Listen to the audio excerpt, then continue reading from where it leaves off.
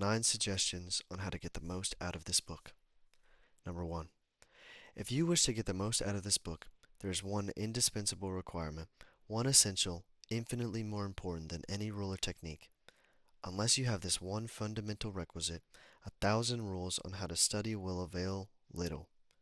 And if you do have this cardinal endowment, then you can achieve wonders without reading any suggestions for getting the most out of a book. What is this magic requirement?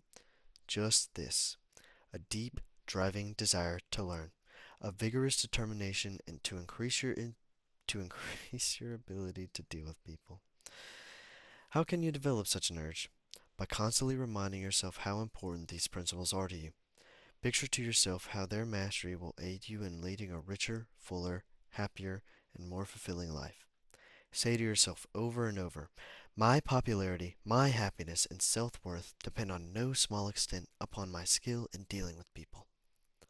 Number 2. Read each chapter rapidly at first to get a bird's eye view of it.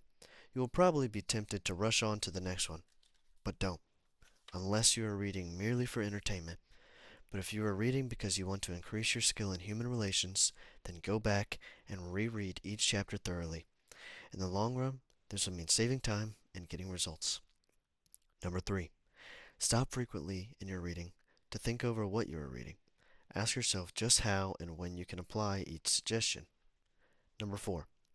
Read with a crayon, pencil, pen, magic marker, or highlighter in your hand. When you come across a suggestion you feel you can use, draw a line beside it.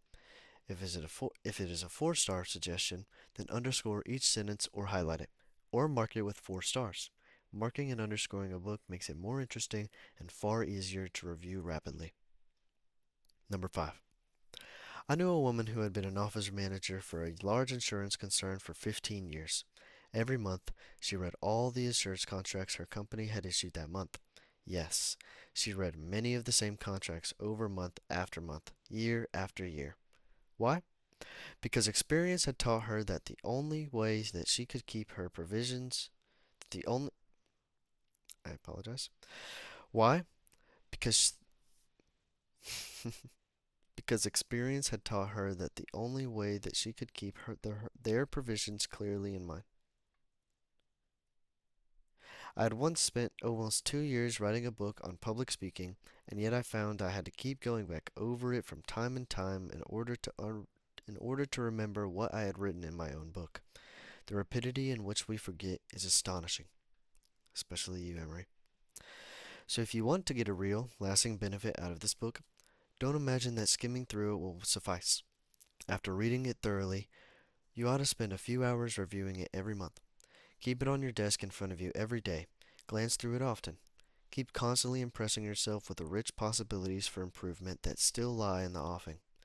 Remember that the use of these principles can be made habitual only by a constant and vigorous campaign and review and application. There is no other way. Number 6. Bernard Shaw once remarked, "If you teach a man anything, he will never learn." Shaw was right. Learning is an active process. We learn by doing. So if you desire to master the principles you are studying in this book, do something about them. Apply these rules at every opportunity. If you don't, you will forget them quickly.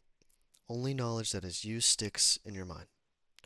You will probably find it difficult to apply these suggestions all the time. I know, because I wrote the book, and yet frequently I found it difficult to apply everything I advocated. For example, when you are displeased, it is much easier to criticize and condemn than it is to try and understand the other person's viewpoint. It is frequently easier to find fault than to find praise. It is more natural to talk about what you want than to talk about what the other person wants, and so on. So, as you read this book, remember that you are not merely trying to acquire information, you are attempting to form new habits. Ah, yes, you are attempting a new way of life. That will require time and persistence and daily application. So refer to these pages often. Regard this as a working handbook on human relations, and whenever you are confronted with some specific problem, such as handling a child, winning your spouse to your way of thinking, or satisfying an irritated customers, hesitate about what doing the natural thing, the impulsive thing. This is usually wrong. Instead, turn to these pages and review the paragraphs you have underscored. Then try these new ways and watch them achieve magic for you. Number 7. Offer your spouse, your child, or some business associate a dime or a dollar each time he or she catches you violating a certain principle. Make a lively game out of mastering these rules. Number 8. The president of an important Wall Street bank once described, in a talk before one of my classes, a highly efficient system he used for self-improvement. This man had little formal schooling, yet he had become one of the most important financiers in America. He had confessed that he owed most of his success to the constant application of his homemade system. This is what he does. I'll put it in his own words as accurately as I can remember. For years, I've kept an engagement book showing all the appointments I had during the day. My family never made any plans for me on Saturday night, for the family knew I had devoted a part of each Saturday evening to the illuminating process of self-examination and review of appraisal. After dinner, I went off by myself, opened my engagement book, and thought over all the interviews, discussions, and meetings that I had taken place during the week. I asked myself, what mistakes did I make that time? What did I do that was right? And in what way could I have improved my performance? What lessons can I learn from that experience? I often found that this weekly review made me very unhappy. I was frequently astonished at my own blunders. Of course, as the year passed, these blunders became less frequent. Sometimes I was inclined to pat myself on the back a little after one of these sessions. This system of self-analysis, self-education, continued year after year, did more for me than any other one thing I've ever attempted. It helped me improve my ability to make decisions, and it aided me enormously in all my contacts with people. I cannot recommend it too highly.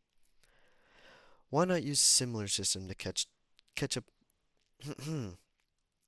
Why not use a similar system to check up on your application of these principles discussed in this book? If you do, two things will result. First, you will find yourself engaged in the educational process that is both intriguing and priceless. Second, you will find that your ability to meet and deal with people will grow enormously. Number 9. You will find at the end of this book several blank pages on which you should record your triumphs in the application of these principles.